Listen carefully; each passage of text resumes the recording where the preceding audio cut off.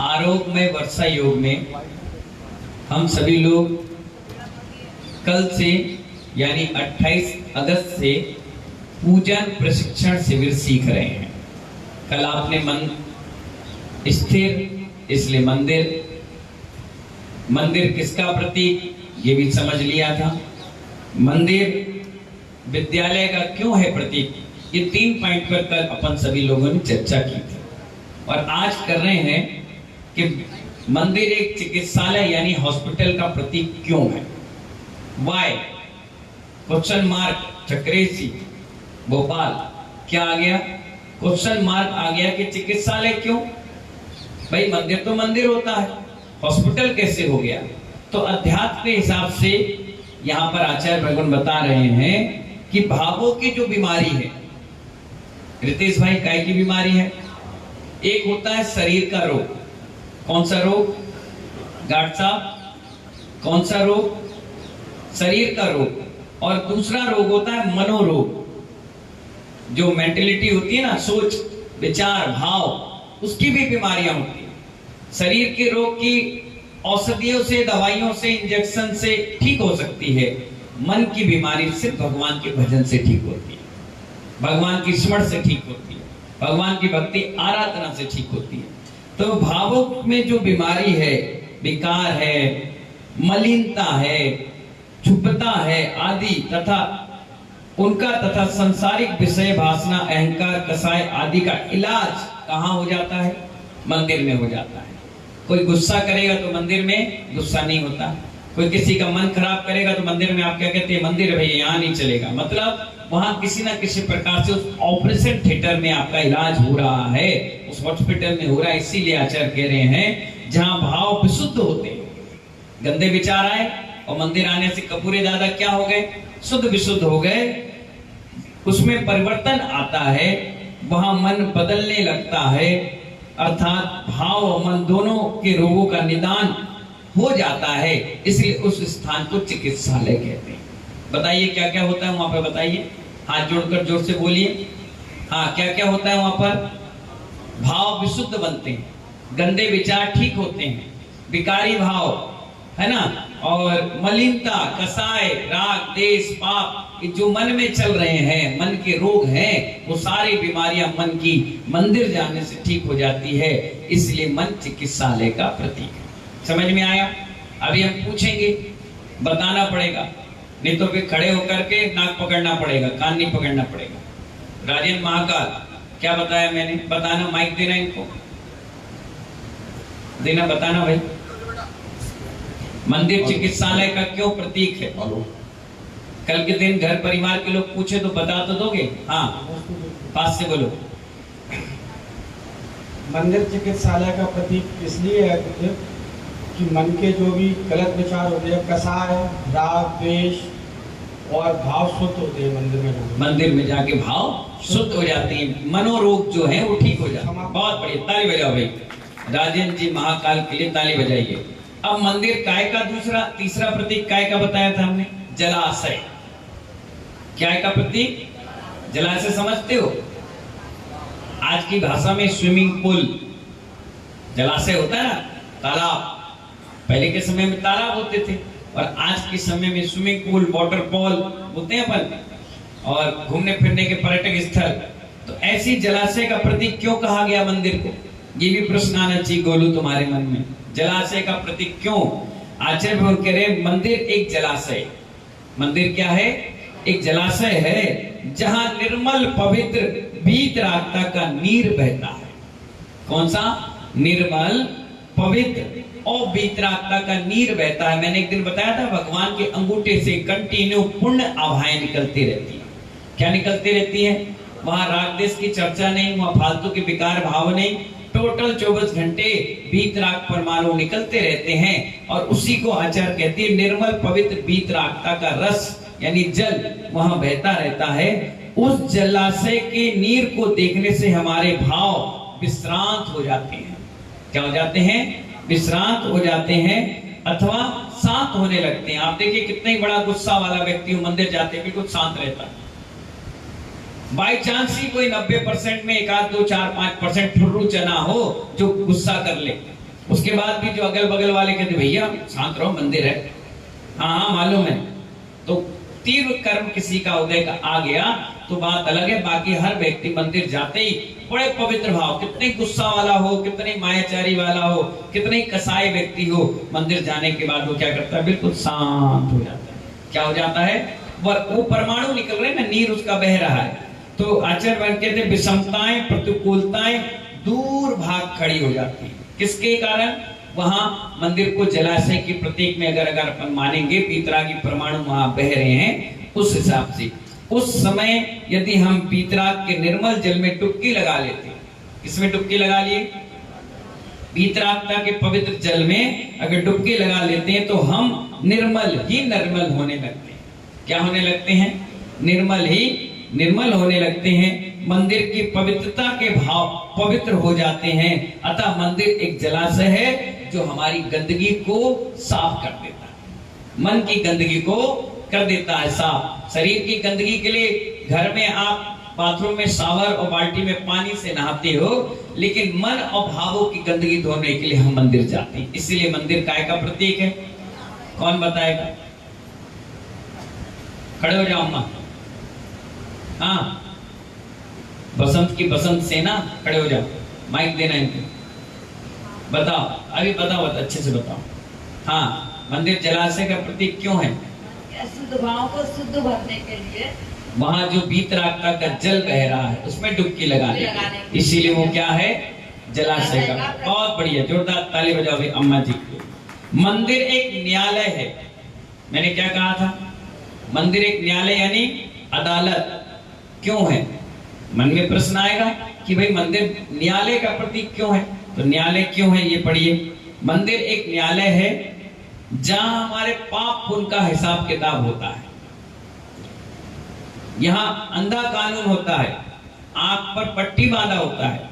मैंने एक जज साहब से पूछा, जज साहब एक बात बताइए, ये जितने भी अदालत होती है, टीवी सीरियल देखा मैंने, पिक्चरें देखी थी पहले, उसमें आंख में पट्टी बांधा हुआ एक व्यक्ति तराजू लेकर खड़ा होता है।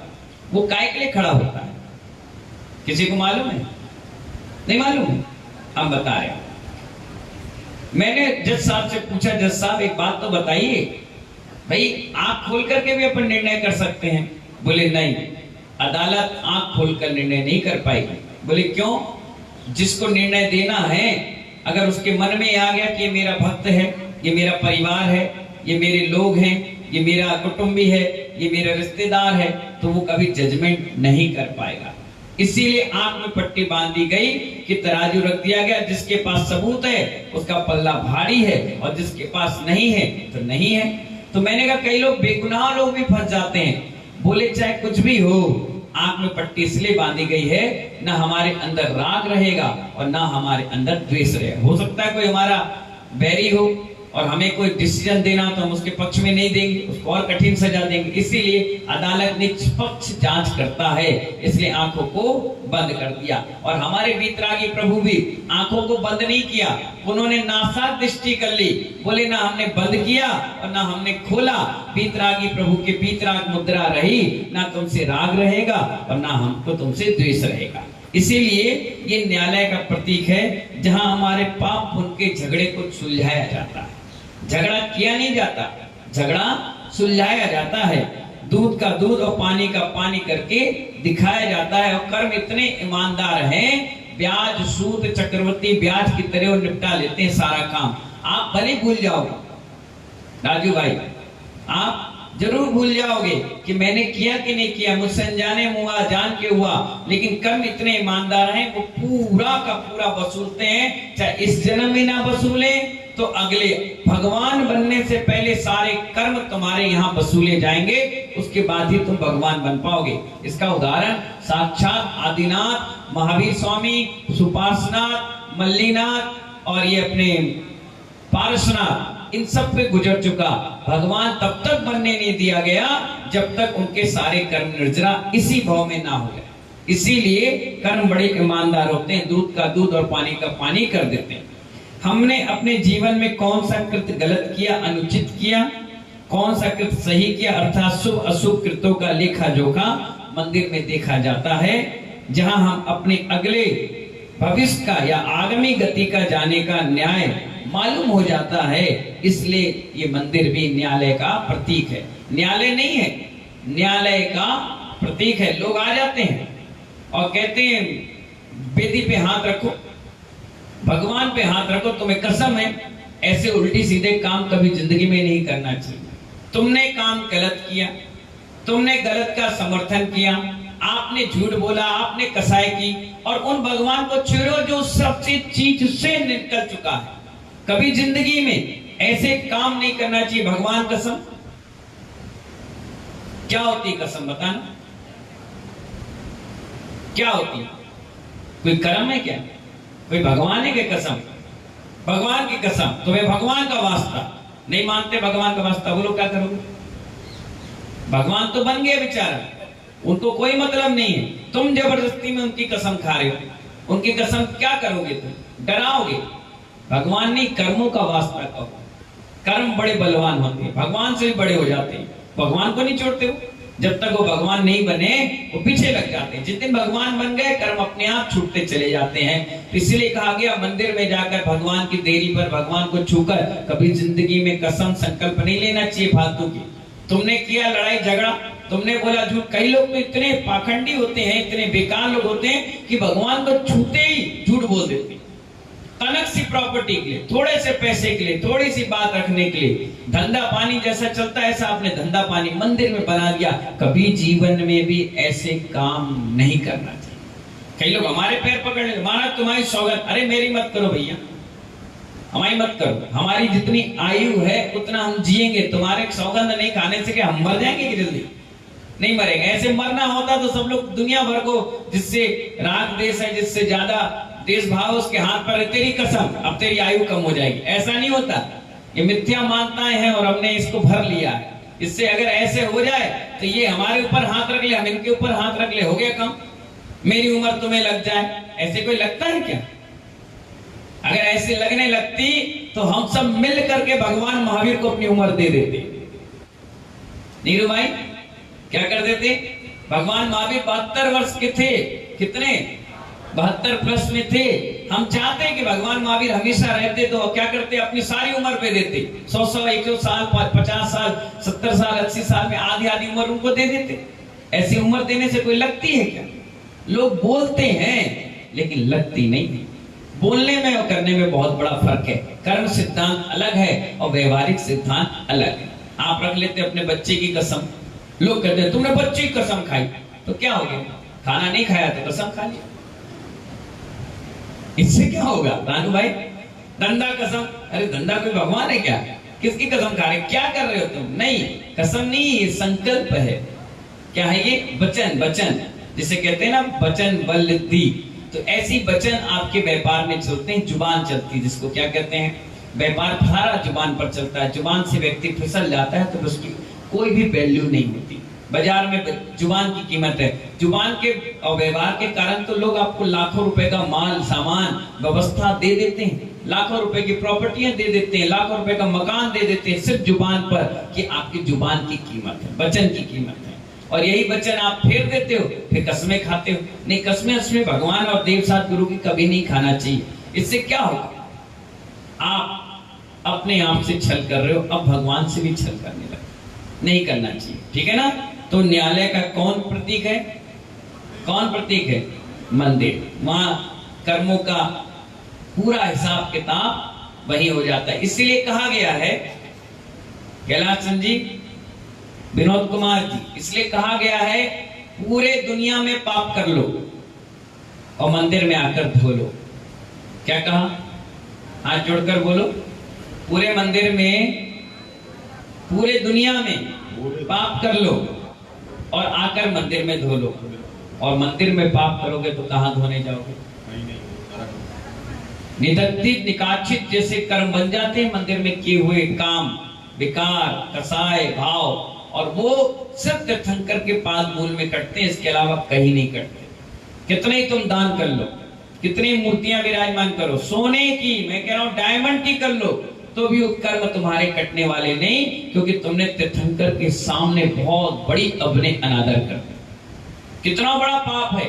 परिक्रमा दे के अपन जब विदाई लेते हैं, जाते हैं, तो पीठ दिखाना भी बहुत बड़ा अपराध है भगवान को, गुरुओं को। यहाँ तक कि पड़गाहन में भी मुनि महाराज अगर खड़े हैं और आप परिक्रमा दे रहे तो कम से कम 3-4 फुट दूरी रखना चाहिए। उनकी परछाई पर भी अगर आपका पैर अनजाने में पड़ गया तो बहुत बड़ा पाप कर्म का उदय आ गया। बोलते बोलते अगर हल्का सा भी थूक उनके शरीर पर टच कर गया तो आपने मल परिचय, मतलब ऊपर से मल डाल दिया, उपसर्ग कर दिया। दूर रहना चाहिए हमेशा। गंधोदक लेते समय बबेता तरीके से गंधोदक लेना चाहिए। भगवान को कभी उठाते समय टेढ़ा मेढ़ा तिरछा कभी नहीं करना चाहिए। इसलिए आपने देखा होगा अभी विधान हुआ, भगवान जब विराजमान हुए तो मैंने क्या बोला? क्षमा मांगिए। उठाते समय भी क्षमा मांगिए और रखते समय भी 2 बार क्षमा मांगिए। इसलिए क्योंकि उठाते वक्त हो सकता है हम भगवान को थोड़ा तिरछा मिर्चा आगे पीछे कर दी, या रखते समय हमारे कोई गलती हो गई हो तो भगवान से क्षमा मांग लो। अगर नहीं मांगोगे तो ये भी कर्म अभिषेक करते करते भी बंध जाएगा कि आपने भगवान को उल्टा कर दिया, तिरछा कर दिया, टेढ़ा कर दिया, हिला दिया, डुला दिया। इसलिए कहा गया पूजा, अभिषेक, पाठ पुण्य आभाएं देने वाली है, शुभ भावों को आमंत्रित करती हैं। कहीं इसमें तुम कोई कर्म का बंध ना कर लो। हमेशा द्रव्य को हमेशा ऊंचे स्थान पर रखो, चढ़ाने वाले की, और जहां चढ़ाते हैं उसे हमेशा नीचे रखो। बहुत सारी चीजें भी आगे आएंगी, इससे आपको नॉलेज मिलेगा। आपसे कोई गलतियां हो रही उसको ठीक करने का मौका मिलेगा। कच्चे पानी में कभी पैर नहीं धोना चाहिए, हमेशा प्राशुद्ध जल इस्तेमाल करना चाहिए। ना जाने कितने जीवों की हिंसा हो, छन्ना व्यवस्था, बहुत सारी चीजें छोटी छोटी हैं, इन सबको हमें अपने आप में ध्यान रख के काम करना चाहिए। इसलिए तो श्रावक को विवेकवान कहा। विवेक यानी दिमाग से काम करना, बिना दिमाग के नहीं।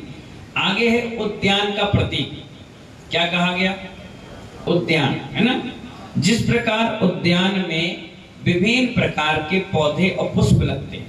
आप जाओ कभी गार्डन में, जहां गार्डन हो वहां जाओ तो कहीं गेंदा का मिलेगा, गुलाब मिलेगा, केवड़ा मिलेगा, पारिजात मिलेगा, मोगरा मिलेगा, कई प्रकार के पुष्प लगे होते हैं और सारे महकते रहते हैं, खुश होते रहते हैं, आनंदित रहते हैं, प्रसन्नचित रहते हैं। तो आचार्य कहते हैं इसमें कि उद्यान का प्रतीक इसलिए है कि रंग बिरंगे फूल खिलते हैं, फिर भी एक उद्यान है। रंग बिरंगे फूल हैं, अलग अलग क्वालिटी के अलग अलग पौधे लगे हुए हैं और सब खुश हैं और एक ही उद्यान है। उद्यान अलग नहीं है, एक ही गार्डन है। उसी तरह मंदिर में विभिन्न प्रकार के लोग आते हैं, कोई कोई समुदाय से, कोई कोई समुदाय से, कोई कोई समुदाय से, कोई कई समुदाय से आता है, लेकिन सब लोग अपनी आराधना में लग जाते हैं। कोई किसी को डिस्टर्ब नहीं करता, कोई किसी से बात नहीं करता, कोई इधर उधर की चर्चाएं नहीं करता। हजारों मनुष्य उपासना का केंद्र एक ही परमात्मा है। हजारों लोगों की उपासना का केंद्र कौन है? एक ही परमात्मा। सब लोग पूजा करने से कहां पर आए हैं? सिर्फ भगवान की करने आए हैं। मंदिर से हमें प्रीति मिलती है। क्या मिलती है? प्रीति मिलती है, प्रेम मिलता है, वात्सल्य मिलता है और सामाजिक एकता एवं राष्ट्रीय एकता का सत्कार मिलता है। इसलिए मंदिर को उद्यान की संज्ञा भी दी गई। उद्यान गार्डन में आप देखिए, गार्डन किसी व्यक्ति विशेष का नहीं होता। कोई भी मॉर्निंग वॉक करने चला जाता है, कोई भी योगा करने चला जाता है, कोई भी खेलने कूदने चला जाता है। सब लोग बैठते हैं, झूला झूलते हैं, खेलते हैं, कूदते हैं, बैठते हैं, पिकनिक मनाते हैं, आराम से बैठे होते हैं। किसी के अंदर ये नहीं होता कि हिंदू है, मुसलमान है, ये सिख है, ये जीसस है, जैन है, बौद्ध है, पारसी है, ये कौन है, ये क्या है। इसी प्रकार मंदिर में सभी लोग आकर के भगवान की उपासना करते हैं और किसी के अंदर ये भेदभाव नहीं होता कि ये छोटा है, ये बड़ा है, ये कमजोर है, ये मोटा है, ये पतला है, गोरा है, ये पैसे वाला है, मैं कमजोर हूं। नहीं, सिर्फ भगवान की आराधना करते हैं बिना भेदभाव के। उसे कहते हैं उद्यान, है ना। उद्यान में और मंदिर भी एक उद्यान के रूप में है, ठीक है ना। एक प्रश्न और आया है इसमें, क्या मंदिर में ही भगवान की उपासना करना चाहिए, क्या घर में नहीं करना चाहिए? कई लोग के मन में एक प्रश्न आता है ना कि महाराज जी हमने मकान बनाया है तो उसमें मंदिर का स्थान बता दो। मैं मना कर देता हूँ, मैंने कहा मंदिर का कोई स्थान घर में नहीं होता। नहीं नहीं, आप सब बनाते हैं। मैंने कहा सब कुएं में गिरे तो तुम भी गिरोगे। मंदिर का स्थान नहीं होता, जिनवाणी का स्थान होता है। किसका? अगर हर घर में मंदिर बनने लग गए तो फिर कैसे काम चलेगा? मंदिर की व्यवस्था है, 200 मीटर दूर तक लेट बात नहीं होना चाहिए। अब बताओ घर में मंदिर बनाओगे? 200 मीटर एरिया है, इतने एरिया में लेट बात नहीं होना चाहिए। फिर भी कहा चलो 100 मीटर में कर लो, नहीं है व्यवस्था है, फिर भी दोष तो लगेगा। घर में मंदिर नहीं होते, घर में गृह चित्रालय होते हैं। मंदिर वही होते हैं जिसके ऊपर शिखर होता है। क्या बोला मैंने ब्रजभूषण जी? मंदिर घर में नहीं होते, गृह चित्रालय होता है। और चित्रालय भी कैसा बनाया जाता है? अगर 2 मंजिल का मकान है और 2 मंजिल में 2 भाई रहते हैं तो तीसरी मंजिल में मंदिर चित्रालय बना दिया जाता है। उसमें भी बाल ब्रह्मचारियों जो भगवान हैं उनको उस मंदिर में चित्रालय में नहीं रखा जाता। कौन से रखे जाते हैं? जैसे आदिनाथ भगवान ने क्या किया था? गृहस्थी जीवन जिया, उसके बाद दीक्षा ली। महावीर भगवान ने नहीं जिया, उनको नहीं रखेंगे। किसको रखेंगे? और 9 इंच से छोटी प्रतिमाएं रखते हैं, बड़ी नहीं रखते।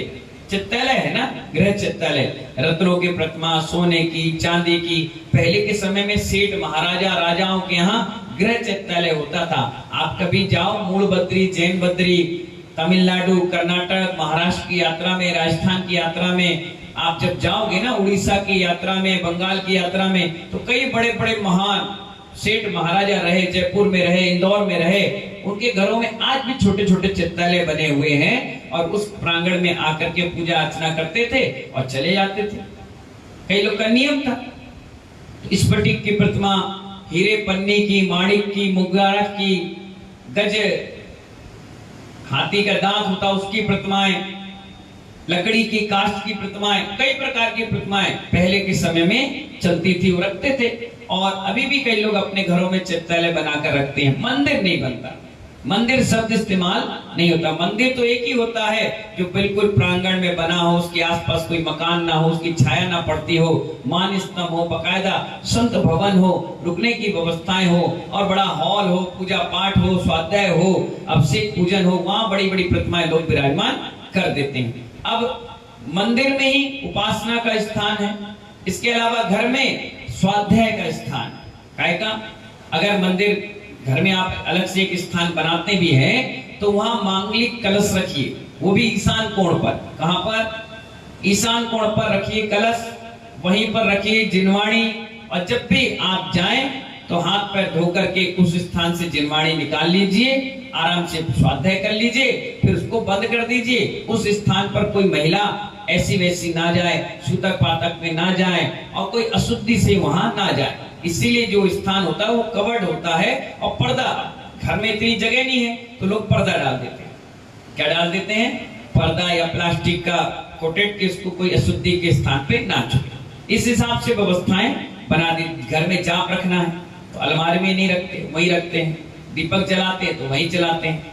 लोग बैठ करके उस स्थान पर आराधना कर लेते हैं। हालांकि सबसे सुटेबल 101% पुण्य और शुभ आश्रय के लिए सिर्फ मंदिर ही स्थान है। मंदिर इतना पावरफुल जगह है, वहां पर अपने आप आपके भाव लगेंगे जाप करने के, पूजा करने के। यहाँ हो सकता है घर में किसी ने चिल्लाया तो आपका ध्यान चला गया, गैस पे कोई सामान रखा है, सीटी बजी तो ध्यान चला गया, टीवी चल रही, कोई मोबाइल चला रहा है, कोई महिलाएं रो रही हैं, कोई गा रही हैं, किसी पड़ोसी से लड़ाई हो गई, झगड़ा हो गया, तो उपयोग जो है 100% वहां पर नहीं लग पाता है। इसीलिए 1000 माला घर में फेरो। क्या कहा मैंने? 1000 माला घर में फेरो और 1 माला मंदिर में फेरो, बराबर का पुण्य होता है। इसीलिए घर पे वो वर्गणाएं नहीं आ पाती, क्योंकि रोज रोज तुम घर धोगे नहीं, साफ करोगे नहीं, वहां चप्पल भी रखे, जूता भी रखे, अशुद्धि का स्थान भी है, लेट बात भी है, सारा सिस्टम गड़बड़ है। इसलिए लोग क्या करते हैं? मंदिर में ही पूजा पाठ करते हैं, वहीं अभिषेक करते हैं। और गृह चित्रालय है तो वो ऊपर है, उसकी साफ सफाई रख रखाव सब लोग करते हैं, और उसका रास्ता भी अलग होता है। कल के दिन आपके घर में सूतक लग जाए तो अब कैसे अभिषेक होगा? कैसे लोग वहां व्यवस्था बनाएंगे? तो अलग से सीढ़ी होती है, वहां से लोग जाते हैं, अभिषेक करते हैं, पूजन कर लिया, वापस उतर गए। अब जब गृह चित्रालय है तो आसपास के 10-5 घर भी आ जाते हैं विधान पूजा पाठ करने। अब आपका एक ही रास्ता होगा तो उसमें आप भी जा रहे हैं और शुद्धि वाला भी जा रहा है, शुद्धि वाला भी जा रहा है, इसीलिए वो रास्ता बिल्कुल अलग बनाया जाता था और उसमें पूजन अभिषेक नीचे नहीं बनाया जाता चैतन्य, क्योंकि आप ऊपर और नीचे क्या हो गया चैतन्य तो पैर पड़ेगा, अभिनय होगी, है ना, पानी गिरेगा, कोई गड़बड़ हो जाएगी, इसीलिए ऊपर ही बनाया जाता है। या मकान बड़ा है तो अलग से एक स्थान बना दिया गया, वहां रास्ते ही अलग हो गया, व्यवस्था ही अलग हो गई। हम लोग आगरा गए वहां भी एक चित्रालय मिला, हम लोग ग्वालियर गए वहां भी एक चित्रालय मिला, अलग से बना दिया गया, वहां अलग व्यवस्था रहती है, वहां कोई आता जाता नहीं है, वही जाएगा जो पूजन अभिषेक करने के लिए जाएगा। इसलिए आचार्य कहते हैं परमात्मा की आराधना तो मंदिर के बाहर हो सकती है, मना नहीं किया, हो सकती है, परंतु आराधना करने के संस्कार मंदिर में ही आते हैं। कहाँ आते हैं? मंदिर में ही आते हैं। मंदिर तो पाठशाला है संस्कारों की, जहां आराधना, उपासना, भक्ति की थ्योरी की पढ़ाई कराई जाती है। और मंदिर के बाहर घर, दुकान, दफ्तर, प्रयोगशालाएं हैं, जहां मंदिर में पढ़ी थ्योरी प्रैक्टिकल रूप में हमें कराई जाती है। अतः मंदिर में ही आराधना प्रारंभ होती है। मंदिर आराधना का प्रथम चरण है। उपासना की शुरुआत सिर्फ मंदिर से होती है। कहां से होती है? इसीलिए आपने मंदिर जाने के भाव बनाए।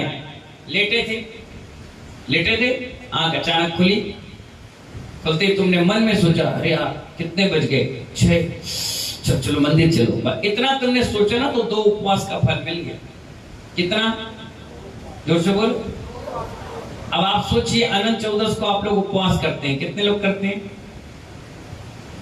बस जेंट तो खा पी के पड़ जाते हैं। इस बार धुआं बंद रहेगा तुम्हारा, सब यहीं रहोगे, घर ही नहीं जाओगे। हमारे साथ साथ निर्जल उपवास करो, फिर देखो कितना मजा आता है। तब तुम समझोगे उपवास की कीमत क्या होती है। जब उपवास करते हो ना तो कितना जी मचलाते रहता है, दिन भर सोचते रहते हैं, दिन भर बार बार उपयोग कहां जाता है? कल टिक्की बनाएंगे, कल पराठा खाएंगे, कल तो भैया दाल बाफले खाएंगे, अरे जूस पिएंगे, रात भर सपने इसी के आते हैं। जो कभी कभी उपवास करते हैं, हम लोग को तो आते नहीं, आज तक जिंदगी में खाने के नहीं आए, खाने के नहीं, त्याग किया गए, भगवान दिख गए, मंदिर दिखा, पूजा पाठ दिखी, जाप दिखी, पढ़ाई लिखाई दिखी, सब चीज दिखी। आज तक वैष्णव सागर जी महाराज को खाने के सपने नहीं आए, आज तक नहीं आए। कभी हमारे प्रायश्चित में लिखा नहीं गया कि मुझे रात के खाने के, हाँ आहार देते हुए तो आए, आहार कराते हुए आए, आहार बनाते हुए आ गए होंगे गृहस्थ में जब अपन ब्रह्मचारी रहे, लेकिन मुनि मुद्रा में आज तक हमें कोई गलत सपने नहीं आए कि कभी कोई गलत अनर्थ ये वो दुनिया में। मुर्दा दिख गया, पेड़ पौधे दिखे, भगवान दिखे, समोषण दिखा, जम्बू द्वीप दिखा, 3 लोग दिखा, भगवान दिखे, उनके साथ हम विहार कर रहे हैं, साधु दिख रहे, गुरुजी खूब बार दिखे, लेकिन मुझे कभी कोई गलत सपने नहीं आया कि मैं किसी मार रहा हूं, तेरी ऐसी तैसी मारेगा सारे। क्यों? क्योंकि मैं सुबह से विचार करते ही नहीं ना, जो कहना है बोल देता हूं, खाली रखता हूं पेट, और तुम क्या दबा के रखते हो, तो रात के वो खुल जाते हैं चाबी से और रात भर तुम्हें परेशान करते हैं। दिन में तो करते ही करते हैं अंदर अरमान, रात के परेशान करते हैं। जब पति पत्नी को कुछ नहीं बोल पाता तो रात की गालियां देना चालू करता है सपने में। सुबह उठेगा, पत्नी बोले क्या हो गया, रात के क्या बड़बड़ा? कुछ नहीं, वो तुम्हारी तारीफ कर रहे थे। अच्छा तारीफ कर, फिर ठीक है, अब बोल तो पा नहीं रहा, और पत्नी नहीं बोल पाएगी तो रात के एक बार एक पति पत्नी आए हमारे पास और कहने लगे महाराज जी हमें पत्नी से बचाओ। बोले बचाओ मतलब क्या? बोले रात के सोती है तो ऐसा मुक्का बना के मारती है। हमने कहा सेठानी क्यों भाई क्या हो रहा है? बोले नहीं महाराज जी हमें नींद आती है, हम थोड़ी मारेंगे। उन्हें कहा देखो वीडियो देखो, देखा हमने दाएं दे रही। बोले भैया ये सही जग रही है, सो रही है? तो बोले नहीं ये सो रही है महाराज जी, और पता नहीं क्यों करती है। हमने सेठानी बोला क्यों भाई ऐसा क्या हरकत करती? बोले महाराज जी क्या है, दिन भर चिल्लाते, गालियां देते पूरी पूरी, अब मन में हम सोच के रह जाते हैं, तो रात की नींद में रहते तो कसर पूरी कर लेते। अब ये भी सोचते सो रही है तो कुछ बोलते नहीं है, तो ऐसे बुरे बुरे सपने जब दिन में अपने दिल में अरमान रह जाते हैं, कर नहीं पाते हैं, बना नहीं पाते हैं, बोल नहीं पाते हैं, कह नहीं पाते हैं, सुन नहीं पाते हैं, वो रह जाते हैं। सपने ऐसे ही आते हैं। फिर रात के जब आपके मन बिल्कुल आजाद हो जाता है ना, अनकंट्रोल पावर में हो जाता है, फिर वो दौड़ता है, भागता है, और जिस चीज पर टच कर देता है वो बल्ब जल जाता है। अब जल गया, फिर तुम उसकी थ्योरी में घूमने लग जाते हो। और कई बार तो ऐसा आता है, लोग कल की तैयारी के लिए रात की सपने सजो लेते हैं, क्या करना है, कैसे करना है, क्या प्लानिंग है, क्या बोलना है, क्या सुनना है, तो वो रात भर उनको सपनों में आ जाते हैं, फिर उस चीज को वो अंजाम देते हैं। प्लानिंग होती है, क्या कहते हैं, प्लानिंग। तो आचार्य कहते हैं कि उपासना की शुरुआत कहां से होती है, मंदिर से होती है। इसीलिए 24 घंटे शुभ आश्रम में रहोगे ना, तो रात के भी सोगे तो अशुभ आश्रम नहीं होगा, शुभ होगा। क्या होगा, शुभ होगा। इसीलिए अपन लोगों को क्या करना चाहिए, सुबह जैसी आंख खुली तो कितने उपवास का फल मिल गया आपको, 2। इसलिए जब उपवास करो तो सारे विकल्प खत्म कर देना चाहिए, खाने की चर्चा ही नहीं होना चाहिए। ये सोचना चाहिए कि आज रात मेरी अंतिम रात है। अब खाने की चिंता होगी नहीं, नहाने की चिंता होगी नहीं, घूमना फिरने की चिंता है नहीं। आज मेरी अंतिम रात है, कल का सूरज देखेंगे तो देखेंगे, नहीं तो भगवान मेरा चारों प्रकार का आहार पानी का त्याग है। जिंदगी रही तो फिर मिलेंगे, नहीं तो कोई बात नहीं। और अगर सुबह आंख खुल गई तुम्हारी, ठीक ठाक रहे, बढ़िया, तो सबसे पहले मंदिर दौड़ कर जाओ और परमात्मा को धन्यवाद दो कि हे प्रभु आपका धन्यवाद कि आज मुझे एक दिन और पुण्य कमाने का अवसर दिया। इस प्रकार से भावना भाओगे तो बुरे सपने नहीं आएंगे और शुभ आश्रम में मरण होगा और अच्छा रहेगा, जिंदगी बहुत अच्छे से गुजरेगी। जैसे हम लोग को कोई बुरे सपने नहीं आते, ऐसे आपको भी नहीं आएंगे, क्योंकि हमारा रसना इंद्रिय में बहुत कंट्रोल है ना। अगर आप बिना नमक की दाल दे दोगे तो मैं कभी नहीं कहूंगा कि डाल दो। आप कभी रूखी रोटी दे दोगे तो मैं ये नहीं कहूंगा इसमें घी लगाओ।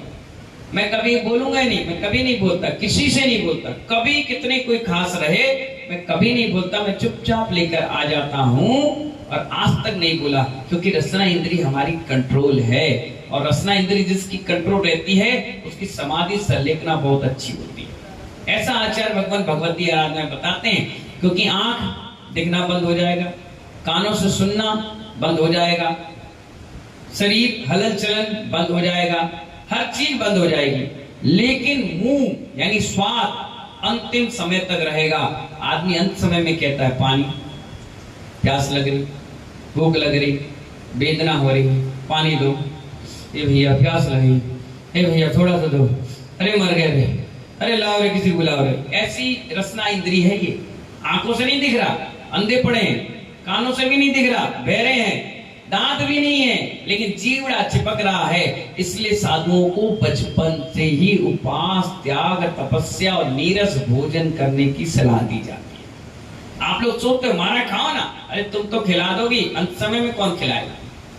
तुम तो पिला दोगे अभी, लो रसमलाई, लो चमचम, ले रसगुल्ला, ले बालूशाही, और जब अंत समय में लेटे होंगे तो बोले महाराज बालूशाही लाओ। अब कहां से लाए महाराज, तो वहां अंतिम से नहीं लाके दो, रोज खाया हमने। इसलिए तो जब आहार करके आते हैं तो आचार्य महाराज पूछते हैं, हाँ भाई कहाँ गए थे? हाँ चक्रेश जी मेहरोनी वालों के यहाँ गए थे। अच्छा सेठ जी क्या गए थे? नगर सेठ के यहाँ। हाँ क्या लिया आहार में? कुछ नहीं लिया महाराज। क्या लिया? पराठे खाए। अच्छा ठीक है कोई बात नहीं। दूसरे दिन, हाँ भाई कहाँ गए थे? फिर गए थे चक्रेश के यहाँ। बहुत बढ़िया लग रहा तुम्हारे चक्रेश के यहाँ, क्या खा के आए? बोले पराठे। ठीक है कोई बात नहीं। तीसरे दिन कहाँ गए थे? वही चक्रेश के यहाँ गए थे। क्यों गए भाई? विधि वही मिल गई। अच्छा बहुत विधि मिल रही तुम्हारी, चलो बताओ क्या खा के आए? पराठा खा के आए महाराज। अच्छा चलो अब 1 महीने का पराठे का त्याग है और चक्रेश के यहाँ जाने का भी त्याग है। ठीक है भैया आज रितेश के यहाँ चले जाएंगे। अब वहां ढूंढ रहे पराठा, अब वो तो रोटी दे रहा, अब मन करे महाराज लो ना, अरे एक ले, जैसी पराठा दिया। इसीलिए साधुओं को कहा गया रसना इंद्री पे कंट्रोल करो, बार बार एक ही चौके में मत जाओ, बार बार एक ही चीज मत खाओ। अगर मैं कल से पूड़ी ले लूं तो मालूम है सारे चौके में लोग पवन मामा क्या बनाएंगे? पूड़ी बनाएंगे। और मैं अगर छोले ले लूं कल से पूरे चौके में छोले मिलेंगे। अगर मैं पुलाव ले लूं इसलिए साधु को कहा गया कोई फालतू की चीजें नहीं, शांति से आप लीजिए, वो चीज दीजिए जो आपकी साधना में सहायक बने, साधना में असहायक नहीं। पता चला किसी ने रबड़ी बनाई कटोरा भर के, 2-4 चम्मच लेते तो पच भी जाएगा, तो पूरी कटोरी भर के पी गए। अब फिर जैसे आके बैठे नहीं, कहां जाएं, भागो, 1 बार 2 बार 3 बार 6 बार पूरी साधना आपने कमंडल लेके निपटा दी। अब ले लिया आपने, क्या वो खाते क्या, दाल बाटी खूब खा ली, पानी पी नहीं पाए। अब दिन भर पेट में पानी लगा है, गर्मी लग रही, गर्मी लग रही, गर्मी लग रही। क्यों खाई थी दाल बाटी? अब दाल बाटी तो स्वाभाविक है, 2 खाओगे तो 1 जग पानी पीना पड़ेगा, 4 खाओगे तो 2 जग पानी पीना पड़ेगा। अब तुम्हारे पेट में 1 ही जग पानी की व्यवस्था थी, 2 खा लेते, क्योंकि रोटी पेट में जाने के बाद फूलती है। क्या करती है? फूलती है। अब तुमने फूलना भूल गए, फूल रहे। अब मिर्ची खाने के शौक थी, देव धमाधम मिर्च, लाल मिर्च खा ली। अब दिन भर पेट जल रहा है, डॉक्टर को बुलाओ, वैद्य को बुलाओ, हकीम को बुलाओ, अरे दवाइयां लाओ, अरे क्यों खाई इतनी मिर्ची? अब बार बार गैस की प्रॉब्लम बन रही, दिक्कतें आ रही, परेशानी आ रही। इसलिए आहार विज्ञान बहुत बड़ा विज्ञान है, इसको जो समझ लेता है उसी की समाधि संलेखना अच्छी होती है, बाकी तो सब बेकार हो जाता है काम। परिणाम आहार से ही सुधरते हैं। किससे सुधरते हैं? आहार से सुधरते हैं। आहार ढंग से करके आएंगे तो उसका परिणाम आपके मन में भी पड़ेगा, शरीर में भी पड़ेगा, साधना आराधना में पड़ेगा। इसलिए आचार्य भगवान बता रहे हैं कि आप उपवास करें। जैसे मन बनाया मंदिर का, तो कितने उपवास का, थोड़ा सा और बनाया तो 15, और बनाया तो 1 महीना, फिर 3 महीने, 6 महीने। भगवान के दर्शन करने से 10,000 उपवास का फल मिलता है। और परिक्रमा कर ली और पूजा करके 9 बार नमोकार मंत्र पढ़ लिया तो अनंतानंत उपवास का फल। इसलिए तो बार बार हर साधु कहता है कि मंदिर जाना चाहिए, जब बिना मेहनत के उपवास का फल मिलता है। क्योंकि अनंतानंत उपवास के भाव, जितने पवित्र भाव बनते हैं उतने भाव भगवान के दर्शन करने के बाद बन जाते हैं। इसीलिए कहा गया दर्शनम देव देवस्य, दर्शनम पाप नाशनम, दर्शनम मोक्ष साधन। मोक्ष का साधन है दर्शन। इसलिए जो भी लोग हैं, मैं कल परसों रास्ते में जा रहा था, एक भैया मिले, मैंने कहा भाई मंदिर नहीं आते हो? उनकी सेठानी बोली बिल्कुल लगा हुआ मंदिर है, बिल्कुल लगा हुआ। मैंने कहा दिया तले अंधेरा होता है, चलो जाना पड़ेगा। है नहीं करो, मैंने कहा चलो। और कल वो मंदिर गए, मैंने देखा, मैंने पीछे उठाकर आशीर्वाद दिया, वाह तुमने हमारी बात रख ली और मंदिर चालू कर दिया। बहुत खुशी हुई। कम से कम 60 साल के बाद सुधार हुआ तो कम से कम, जब जागो तब सवेरा। इसलिए मंदिर अवश्य जाना चाहिए। हम भी जी चुराते थे, हमारी माँ हमें चावल देती थी, जाओ मंदिर, तो हम भिखारियों को दे आते थे, नहीं जाते थे। इडली के ठेले में बैठ जाते थे और इडली खाते रहते थे, बैठे रहते थे।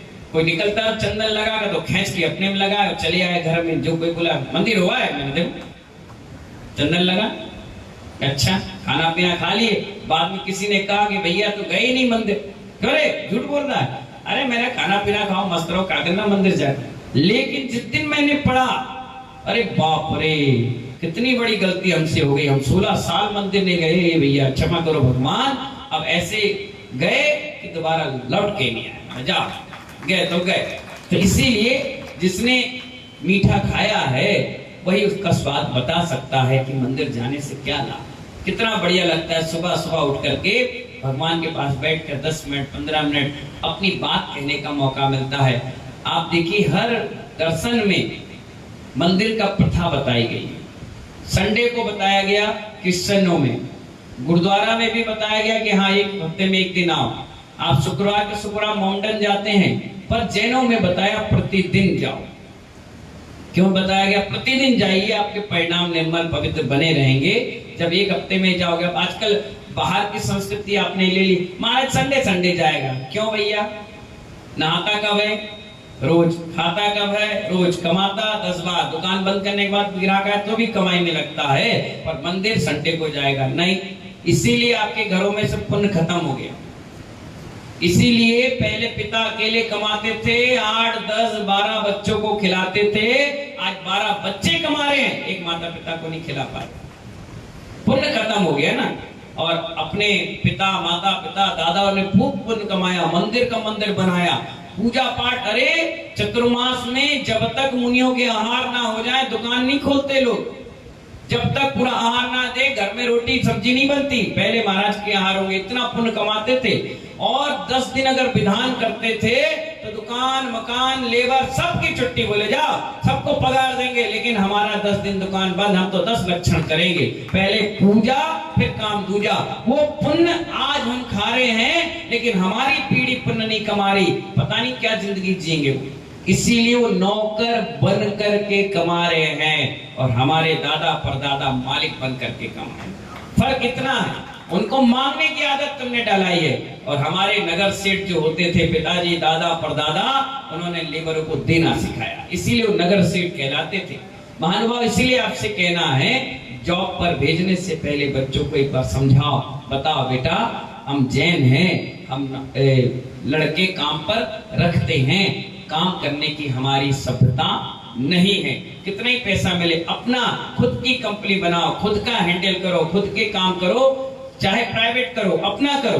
अपना काम अपना होता है और दबाव का काम। आजकल 40, 35, 32, 34 साल में बच्चे हार्ट अटैक के शिकार इसलिए हो रहे हैं कि उनको समय से ज्यादा उसमें काम में इतना बर्डन डाल दिया गया, इतना मानसिक तनाव दे दिया गया। लोग कहते हैं कोलेस्ट्रॉल बढ़ गया, कोलेस्ट्रॉल बढ़ गया। मैंने उस पर रिसर्च करवाई, मैंने कहा डॉक्टर साहब इसको देखो, 32 साल 28 साल 30 साल के लोगों को हार्ट अटैक आ रहा है, 16 साल 18 साल के बच्चों को क्यों आ गया? बोले इनके माता पिता बचपन में इनके अंदर भर देते हैं 99% लाना है, 100% लाना है। जो बच्चा खेल कूद में पढ़ लेता है और वो मानसिक तनाव में पढ़ रहा है, तो खून जो है अपनी रक्त कणिकाओं को बना नहीं पाता और खून धीरे धीरे गाढ़ा हो जाता है। इस कारण से हमें हार्ट अटैक आ जाता है। आज देखिए, उठा के इतिहास देखिए, हर 100 लोगों में 10 लोग हार्ट के शिकार बने हुए। काहे के लिए बने? वो इसी के लिए मानसिक तनाव ज्यादा हो गया। ऐसे ही कंपनी का 1 लाख का, 2 लाख का, 5 लाख का, 50 लाख का पैकेज देख करके आप बच्चों को भेज देते हो। कभी कभी उससे पूछो, अपनी फैमिली को टाइम दे पाया? कभी पूजा पाठ कर पाया? कभी आहार देने गया? कभी पुण्य बढ़ाया? नहीं। यहाँ गांव में थे तो रोज अभिषेक करते थे, अब वहां साल में 1 बार जाता, कर ही नहीं पाते। अब पुण्य है नहीं, अब पुण्य नहीं है तो कर्म है, कर्म तो छोड़ता नहीं। अब वहां 50 लाख का 40 लाख का पैकेज के चक्कर में जब तुम्हें 2 लाख 3 लाख रुपए महीना कंपनी देती है, 8 घंटे तो वहां मेहनत कराती है, फिर दे देती है होम वर्क होम, क्या बोलते हैं इसको, वर्क होम। अब जाओ घर में भी काम करो और कंप्लीट करो, नहीं करोगे तो नौकरी गई। अब डर के मारे वो करना पड़ता है, मजबूरी में करना पड़ता है। बच्चे कह रहे पापा चलो घूमने, अरे तुम जा, मेड करे संभाले रही, यहाँ पर पत्नी अपनी लगी, बच्चे अपने लगे, तुम अकेले पागल जैसे कंप्यूटर में। बताओ 40 साल में इतना मोटा चश्मा उतार लो तो आगे करते रहते, ऐसे थोन निकल गई। आया थे भी बैक पेन है, मर गए। क्या करते हो? दिन भर बैठे, पहले खेलते थे, कूदते थे, पैदल चलते थे, चढ़ते थे, उठते थे, लड़ते थे, झगड़ते थे, पूरा दिन खेलकूद में निकल जाता था, कोई कमर दर्द नहीं देता था। आज हर 2-4 आदमी को छोड़ो तो देखो मुड्डा बुड्ढा बैठे, क्या कर रहे हैं? शरीर से खिलवाड़ हो रहा है ना। इसीलिए हमारे आचार्य भगवान कहते हैं दब के नहीं रहो, हमेशा आनंदित प्रसन्नचित रहो। इसलिए आचार्य भगवान इसमें बता रहे हैं हमें कि मंदिर में हमेशा उपासना होती है, घर में तो बस आप अपना स्वाध्याय करिए, जाप कर लीजिए, जिनवाणी का स्थान बना लिए। शेष बाकी चीज कल बताएंगे कि मंदिर में क्या ले जाना चाहिए और क्या नहीं ले जाना चाहिए। इन्हीं मंगल भावनाओं के साथ जय बोले आदिनाथ भगवान की।